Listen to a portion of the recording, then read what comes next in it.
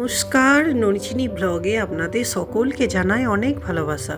আশা করছি আপনারা সকলেই খুব ভালো আছেন আর আমরাও বেশ ভালো আছি। তো আজকে বেরিয়ে পড়েছি বাবার বাড়ি যাওয়ার উদ্দেশ্যে। আজকে বিজয়া দশমী, সকলকে জানাই বিজয়া দশমীর অনেক অনেক শুভেচ্ছা। বড়োদেরকে জানাই আমার প্রণাম আর ছোটোদেরকে জানাই অনেক ভালোবাসা। তো এই যে আমরা বেরিয়ে পড়েছি আজকে। তো এখানে আমার ননদ এসেছিলো গত পরশু দিনকে, এখানে বাস ধরিয়ে দিলাম। তো বাস টাস ধরিয়ে আমরা মানে গোটাটা গাড়ি করেই যাব। তো ননদের বাস চলে এসছে, ওকে বাসে চাপিয়ে দিয়ে এই যে আমরা বেরিয়ে গেছি।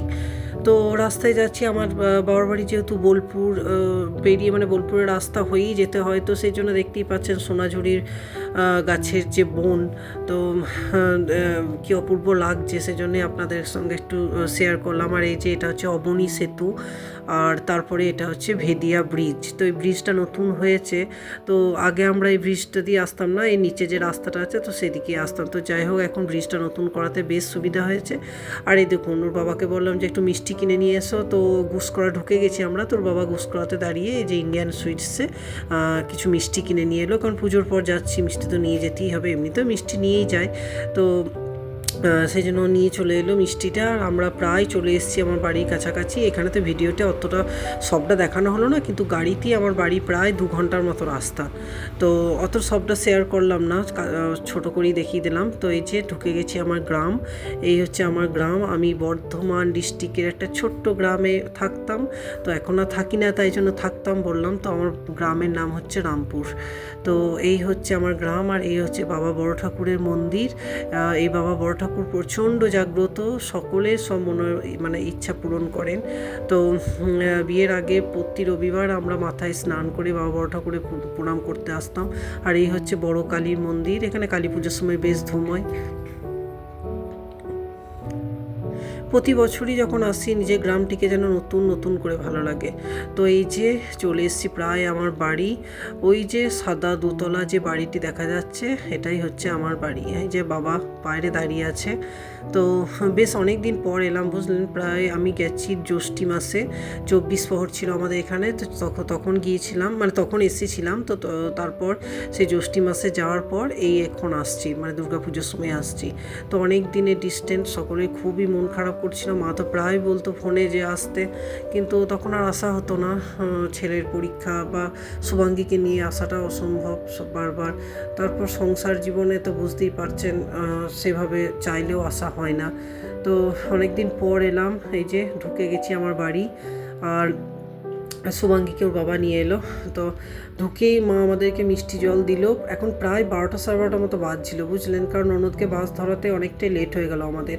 আর ওই যে ঠাকুমা শুয়ে আছে, তো বললামই ঠাকুমার শরীরটা খুব একটা ভালো নয়, তো এখন ওর কোমরে খুব ব্যথা, তো তাই জন্য শুয়েই থাকে। তো এই যে মা আমাদেরকে সব জিনিসপত্রগুলো বার করে দিল, মানে যা যা কেনা হয়েছিল আমাদের পুজোর গিফটগুলো। তো এই যে এই শাড়িটা আমার জন্য কিনেছিল, তো শাড়িটা এত সুন্দর লেগেছে আমার, মানে বলার কথা নেই। মানে এই কালারটাও আমার ছিল না, দুর্দান্ত লেগেছে শাড়িটা আমার দেখতে।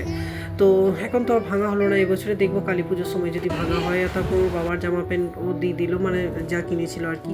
আর এদিকে আমিও যা কিনে এনেছি তো সেগুলো দিলাম। আর ওই যে দুষ্টুটা, মানে আমার বোনের টুইন্স বলেছিলাম না, টুইন্সের মধ্যে একটা, তো একজন ওর মায়ের কাছেই আছে, ও আসেনি। আর এ প্রায় বলতে গেলে এখানেই থাকে, মানে ওর মায়ের খুব একটা প্রয়োজন পড়ে না।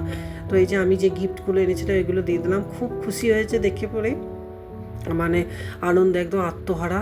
তো যাই হোক, আর ওর মানে ওর বোনের যেটা, তো সেটাও দেখালাম ওকে, কোনটা ওর চয়েস, তো যেটা চয়েস ওর সেটাই নিয়ে নিল। তো যেটা বাদ থাকবে সেটা বোনকে দেবে বলছে। তো তারপর এনেছিলাম ঠাকুমার জন্য, তো একটা শাড়ি এনেছিলাম। আমি একটা ভিডিওতে একবার শেয়ার করেছিলাম আমি পুজোতে কী সব কিনেছি জিনিসপত্রগুলো। যারা দেখেছেন তারা দেখেছেন হয়তো ভিডিওটা, কিন্তু খুব কম জনেই দেখেছেন। আমি তো বলেইছি আমার ভিউজ খুবই কম, তো খুব কম জনই দেখেছেন। তো যাই হোক, এই যে বাবার জন্য একটা পিস এনেছি, জামার পিস। আর বাবা তো রেডিমেড জামা একদম অপছন্দ করে, মানে পরেই না বলতে গেলে। তো এই যে বাবার পিসটা মাকে দেখাচ্ছিলাম যে কেমন হয়েছে, মা বললো ভালোই হয়েছে।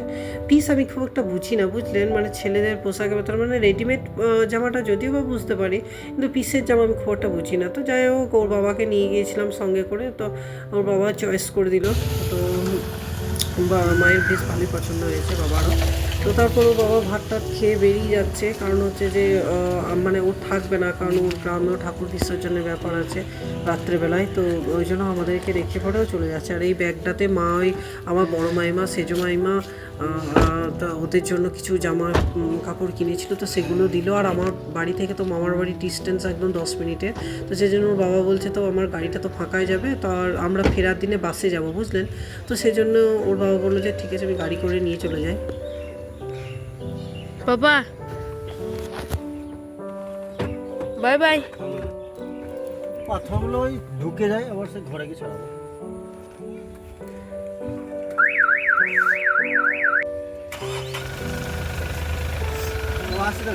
এই ফাঁকি বলে রাখি, আমার ভিডিওটা আপনাদের কেমন লেগেছে সেটা অবশ্যই কমেন্টের মাধ্যমে আমাকে জানাবেন। আর যদি ভালো লাগে তো লাইক করতে পারেন, আর আমার চ্যানেলটা সাবস্ক্রাইব করে রাখা অনুরোধ রইল। আপনারা সকলেই খুব ভালো থাকবেন, সুস্থ থাকবেন, সাবধানে থাকবেন, আর খুব ভালোভাবে পুজো কাটান। তো আজকের মতো টাটা।